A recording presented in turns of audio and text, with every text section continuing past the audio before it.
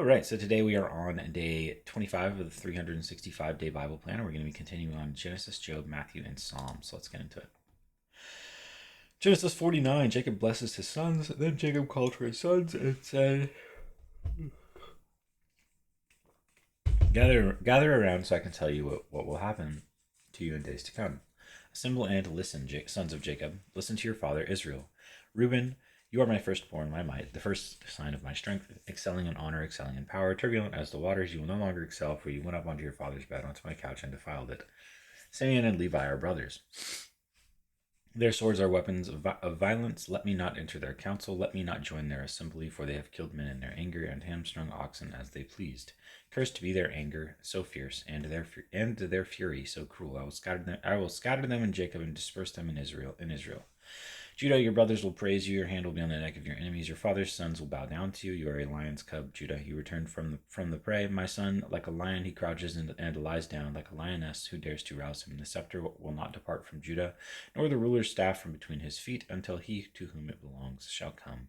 And the obedience of the nations shall be his. He will tether his donkey to a vine, his colt to the choicest branch. He will wash his garments in wine, his robes in the blood of grapes.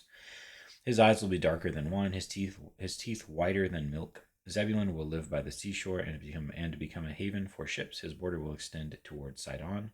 Issachar is a raw-boned donkey lying down among the sheep pens. And when he sees how good is his resting place and how pleasant is his land, he will bend his shoulder to the burden and submit to forced labor. Dan will provide justice for his people as one of the tribes of Israel. Dan will be a snake by the roadside, a viper along the path that bites the horse's heels so that its rider tumbles backward. I look for your deliverance, Lord. Gad will be attacked by a band of raiders, but he will attack them at their heels. Asher's food will be rich. He will provide delicacies fit for a king. Naphtali is a doe set free that bears beautiful fawns. Joseph is a fruitful vine near a spring whose branches climb over a wall. With bitterness, archers attacked him. They shot at him with hostility, but his bow remained steady. His strong arms stayed limber because of the hand of the mighty one of Jacob, because of this shepherd, the rock of Israel, because of your father's God who helps you, because of the Almighty who blesses you with blessings of the skies above, blessings of the deep springs below, blessings of the breast and womb. Your father's blessings are greater than the blessings of the ancient mountains, than the bounty of the age-old hills. Let all these rest on the head of Joseph, on the brow of the prince among his brothers. Benjamin is a ravenous wolf. In the morning he devours the prey. In the evening he divides the plunder. All these are the 12 tribes of Israel, and this is what their father said to them when he blessed them, giving each the blessing appropriate to him, the death of Jacob. Then he gave them these instructions: I am about to be gathered to my people. To my people, bury me with my fathers in the cave, in the field of Ephron the Hittite, the cave in the field of Machpelah near Mamre in Canaan, which Abraham bought along with the field as a burial place from Ephron the Hittite. There Abraham and his wife Sarah were buried. There Isaac and his wife Rebekah were buried, and there I buried Leah. The field and the cave in it were bought from the Hittites. When Jacob had finished giving instructions to his sons, he drew his feet up into the bed, breathed his last, and was gathered to his people. Genesis 50. Joseph threw himself on his father and wept over him and kissed him. Then Joseph directed the physicians in his service to embalm his father Israel. So the physicians embalmed him, taking a full 40 days, for that was the time required for embalming, and the Egyptians mourned for him 70 days. When the days of mourning had passed, Joseph said to Pharaoh's court, If I have found favor in your eyes, speak to Pharaoh for me. Tell him, my father made me swear an oath, and said, I am about to die. Bury me in the tomb I dug for myself in the land of Canaan. Now let me go up and bury my father. Then I will return. Pharaoh said, Go up and bury your father, as he made you swear to do.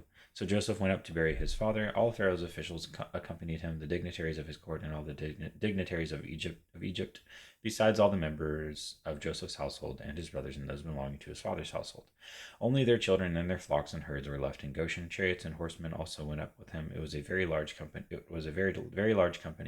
When they reached the threshing floor of Atad near the Jordan, they lamented loudly and bitterly, and there Joseph observed a 7-day period of mourning for his father. When the Canaanites who lived there saw the mourning at the threshing floor of Atad, they said, The Egyptians are holding a solemn ceremony of mourning. That is why that place near the Jordan is called Abel Mizraim. So Jacob's sons did as he commanded them. They carried him to the land of Canaan and buried him in the cave in the field of Machpelah near Mamre, which Abraham had bought along with the field as a burial place from Ephron the Hittite. After burying his father, Joseph returned to Egypt together with his brothers and all the others who had gone with him to bury his father. Joseph reassures his brothers. When Joseph's brothers saw that their father was dead, they said, "What if Joseph holds a grudge against us and pays us back for all the wrong we did to him?" So they sent word to Joseph, saying, "Your father left these instructions before he died. This is what you are to say to Joseph. I ask you to forgive your brothers the sins and the wrongs they committed in treating you so badly.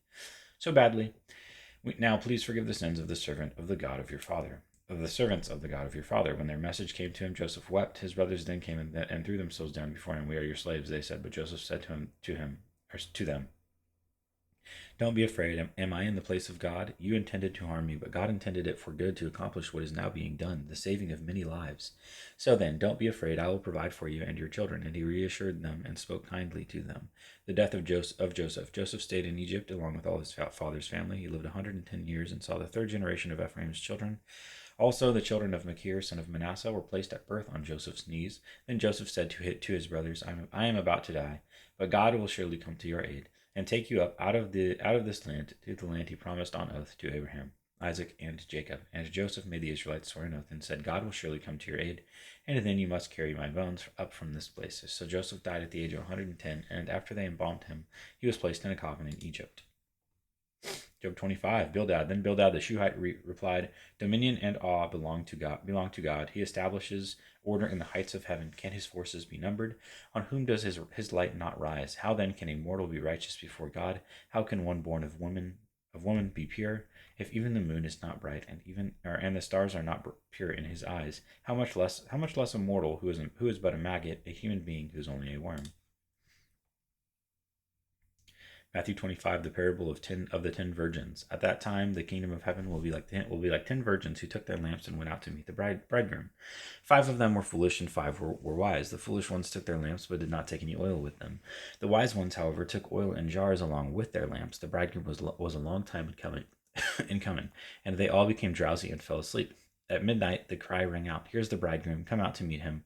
Then all the virgins woke up and trimmed their lamps. The foolish ones said to the wise, "Give us some of your oil. Our lamps are going out." "No," they replied, "there may not be enough for both us and you. Instead, go to those who sell oil and buy some for yourselves."